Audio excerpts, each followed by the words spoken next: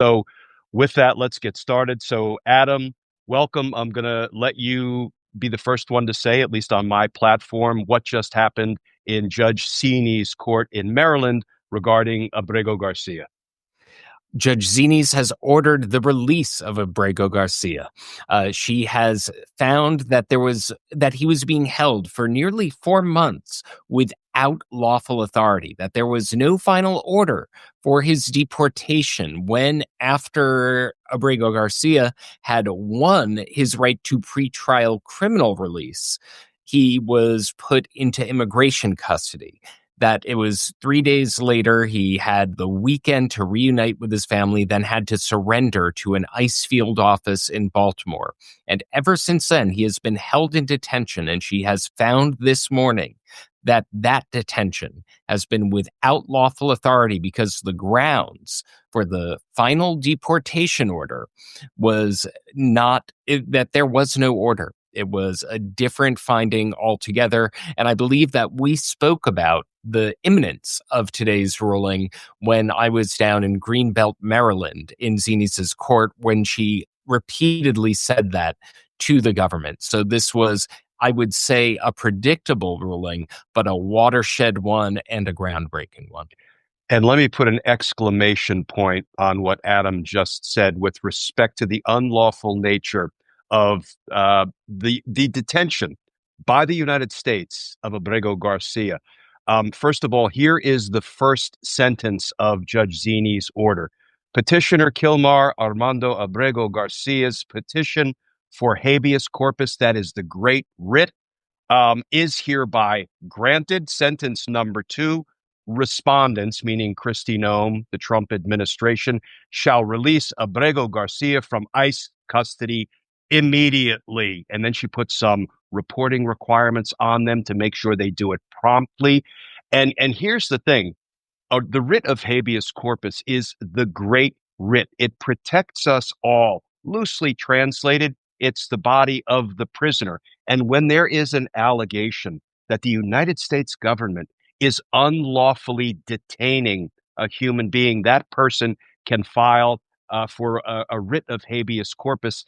And if the judge preliminarily grants it, then the body of the prisoner is literally brought before the court to litigate whether the detention is lawful or it's unlawful. It's unconstitutional. And, I think it bears repeating that our government has been unlawfully, unconstitutionally detaining, imprisoning somebody for 4 months now. And today, Judge Sini's made that right. So can you give our viewers, Adam, just kind of the Reader's Digest condensed version of how we got to where we are today, starting back in March with the unlawful detention in the first instance of Abrego Garcia by U.S. authorities? Of course, that Kilmar Abrego Garcia was one of the people who was whisked away in the middle of the night in mid-March against an order that forbid his deportation to El Salvador, whisked away to El Salvador's Sicotte prison. It's a terrorism prison that was described in a different order by Judge Zines as one of the most dangerous prisons in the Western Hemisphere, where he has recounted torture. Now, 5 court orders later, including the Supreme Court's order, he was ordered released from that prison and returned to the United States. But rather than being reunited with his family in Maryland, he was taken for prosecution in Nashville, the Middle District of Tennessee, on allegations that he smuggled immigrants. Ever since then, he has been on a winning streak. He had won his pretrial release in multiple rounds of hearings and orders, even after appeal from the government of the magistrate's ruling. And following his release, he got to, as I mentioned a little earlier, briefly reunite with his family until he had to surrender to immigration detention in Baltimore, where he had been ever since. Now, since that time, the government has been trying to deport him to several faraway places. It began with a make you an offer you can't refuse proposition when he was about to be released from pretrial criminal detention, that if you plead guilty to the charges, we will let you serve a brief sentence and then go to Costa Rica. But if you fight the charges at a trial, we will send you to Uganda. He decided to fight the charges. The government withdrew the offer to allow him to get humanitarian asylum in Costa Rica. Instead, he has, ever since then, the government has tried to send him first to Uganda, then to Eswatini, which is the last absolute monarchy in the African continent, then to Ghana, finally to Liberia. They then swore to the judge in an under seal declaration that Costa Rica was now off the table, but it has now become public through investigative reporting by the Washington Post that Costa Rican officials are still welcome, that they would welcome him. And that in this order, in this 31-page order, she said that they have affirmatively misled the tribunal. So it's been a series of victories ever since the government whisked him away in the dead of night without due process and against the express terms of a court order, and sent him to El Salvador. All right, that is a great overview and summary. And I was going to ask you about Judge Sini's calling out the Trump administration, the Department of Justice, DHS, for affirmatively misleading the court. Not only are they unlawfully detaining, or were they unlawfully detaining him, they were playing games with the court. They were playing hide the ball. At one moment, they're offering him deportation to Costa Rica, but it felt like that was part of an incentive to try to get him to plead guilty in the Tennessee case. And when he said, no, I'm going to assert my rights, I'm going to maintain my innocence, I demand my trial in the Tennessee case, it feels like they punished him by pulling Costa Rica off the table. And then they misrepresented to the court that, no, that wasn't part of some scheme we were involved in to try to get him to plead guilty. That was because Costa Rica said they wouldn't take him anymore. And Costa Rica stepped up and said, no, that's not accurate. I mean, it's beyond games that they're playing. This kind of absence of ethics by Department of Justice attorneys, by DHS officials providing affidavits, making representations that turn out to be untrue. This is not the federal court I practiced in or I know. So it really is. It's so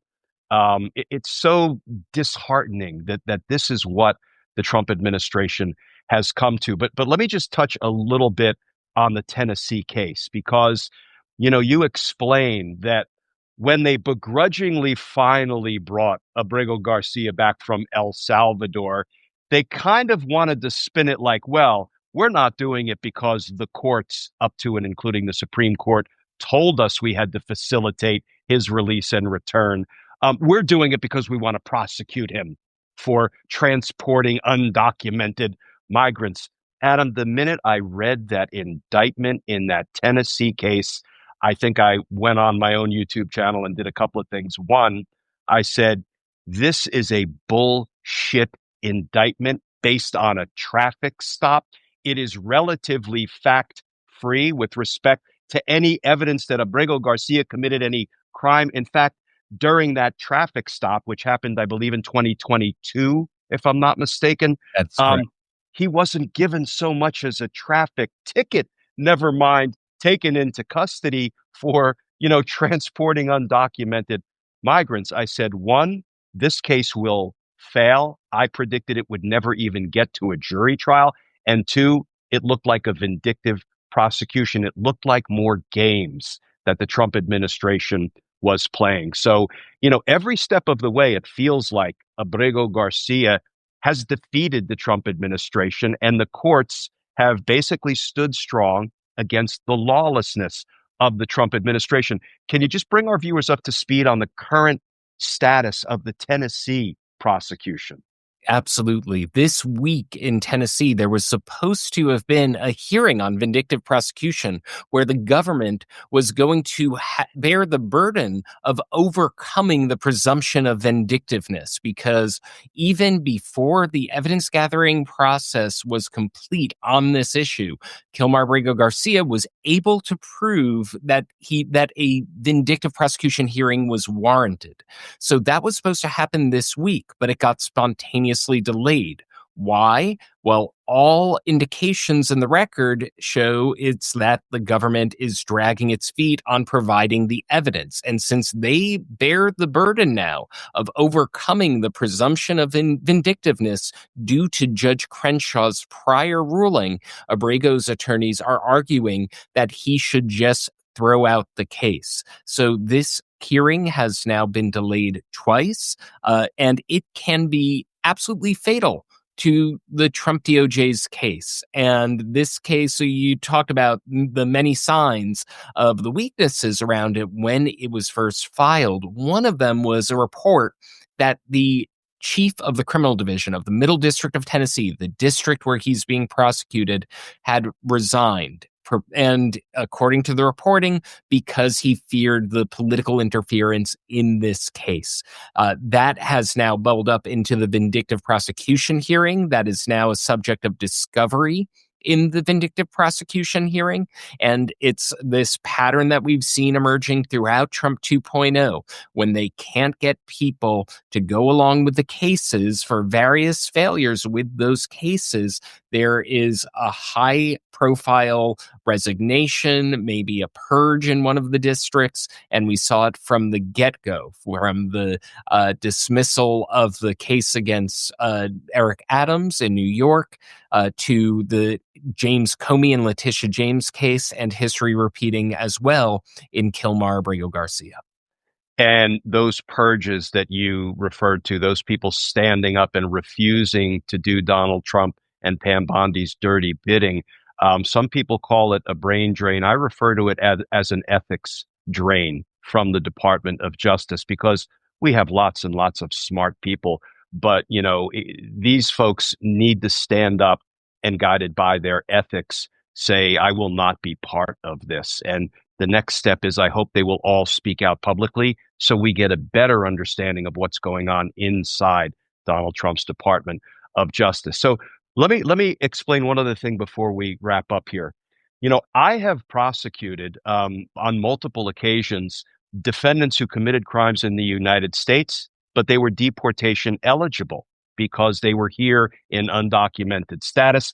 They actually were often dangerous criminals, unlike the people that the Trump administration is sweeping up in these mindless immigration operations, folks who are literally paying taxes, have committed no crimes, have raised families, have, they have raised children who have served in the U.S. military. Their only, sin, their misstep is that they're not properly documented. They came here undocumented. Those are not the worst of the worst folks who need to be deported. Of course, Trump is not exercising any discretion with respect to his immigration enforcement operations. That's become clear. I've prosecuted people who committed crimes and who were deportation eligible. What I did was I tried those people for the crimes they committed here. I vindicated the rights of the victims that, suffered at the hands of this person. We would convict that person. That person would serve a sentence, and I would put a deportation detainer on them, which meant when they were done serving their sentence in a U.S. prison, they wouldn't be released to the community. They would be deported.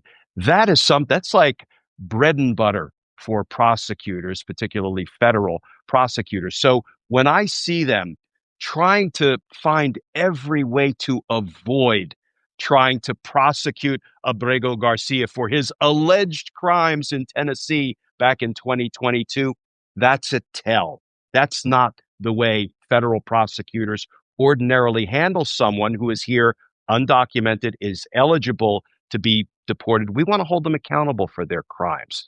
But, so there's so many different ways that this thing stinks to high heaven, the way they've been treating Abrego Garcia. So let's finish up with this, Adam. Without predicting what will happen, what do you see as the possibilities moving forward? Because it's important that there has never been a lawful removal, think deportation order for Abrego Garcia. What are the lawful options of the Trump administration at this point? Well, right now, as we speak, Glenn, they have 2 hours to apprise the judge under the terms of her order. They need to update her as to the whereabouts of Kilmar Abrego Garcia, whose release she ordered immediately. Will they appeal? Will they try some other option? Will they drag their feet? Time will tell 2 hours from the recording of this video, give or take. But what we've seen in the earlier instance when Kilmar Abrego Garcia won his release from pretrial criminal custody, the day came and he was, in fact, released, reunited with his family, and voluntarily surrendered to the Baltimore ICE field office. The options, I assume everything has been litigated to the hilt. I know that I will be scrutinizing the Pacer database like a hawk over the next 2 hours. I know you will as well. And we will see this litigation unfold very soon. The fact that it's also happening concurrently, as you know, with the criminal case and a criminal case that I should emphasize, to your point, Glenn, that was brought only after the Supreme Court ordered his release. All of a sudden, they needed to investigate what happened in 2022 with great urgency, even though the Homeland Security, Department of Homeland Security, had investigated it and felt that it was not worth bringing a case. But that's another matter. If they do not want to have this boomerang against them in the criminal case, defying another court order in another jurisdiction isn't a way to do it. Yeah. So, yeah, we will keep an eye on this. And I have a feeling we're going to learn more in the coming hours. I also have a feeling the Trump administration is not done with Abrego Garcia. We may see them try again to take him into custody and deport him, remove him anew. We'll see. It wouldn't shock me if all of a sudden they said, you know what, we're going to let him go to Costa Rica just so we can avoid trying him in that Tennessee case, and maybe we'll save face just a little. But we'll see. We'll probably know soon enough. So, Adam, first of all, thank you for jumping on. And second of all, can you let everybody again know where they can find you and how they can plug into All Rise News? Thank you very much, Glenn. They can find me on Substack at All Rise News. They can also visit www.allrisenews.com.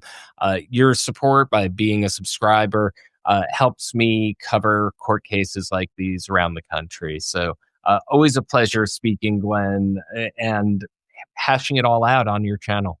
Great. Thank you. And I will see everybody, as always, at tonight's community meeting at 8:30. So enjoy the rest of your afternoon, friends.